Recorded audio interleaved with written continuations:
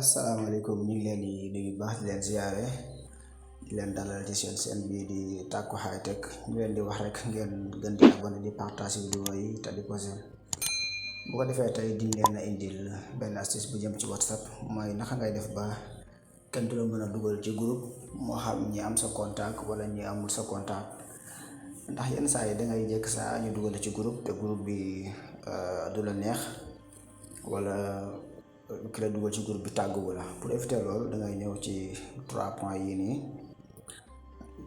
mu génne la tableau bi nga wàcc ba ci paramètre. boo ñëwee ci paramètre nga ñëw ci confidentialité nga ñëw ba fi ñu bind nii groupe nga cliquer ko. boo ko bàyyee nii mu tout le monde bi mooy ku am sa contact ak ku amul sa contact mën na la ñëpp la mën a dugal ni ci groupe. boo ko bàyyee fii nii bu fekkente ne si nag yow da nga bëgg nii say contact rek ñoo lay dugal ci groupe ñoo la mën a dugal ci groupe dangay ñëw fii nii nga cliquer mes contacts. boo ko cliquer soo ko bàyyee fii nii ku am sa numéro rek moo la mën a dugal ci groupe.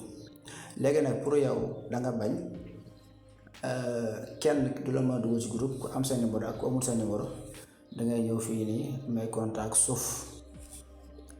su ko defee léegi mu génne la sa liste contact yëpp. léegi nag bu ko defee léegi nga def nii nga ñëw fii nii mooy fii nii ci kaw noonu mooy 3 traits yooyu noonu boo ko cliquer dafay sélectionner tout maanaam sa contact yëpp la sélectionner nga xamante ni si kenn du la mën a dugal ci groupe. léegi fekkee dañ cee bëgg a seet ñi nag dañ cee bëgg a génn ñi nag da ngay décoché. soo xoolee ñi ma décoché ñii ni ñoom ñoo mën a dugal ci groupe mais ñi des mënuñu maa dugal ci groupe. mais man bëgguma kenn dugal ma ci groupe lu dul ni su ma bëggee dugal ci groupe nga envoyé ma lien su ko defee léegi mën a cliquer ci lien bi xool groupe ba xam neex na wala neexu mën cee dugg.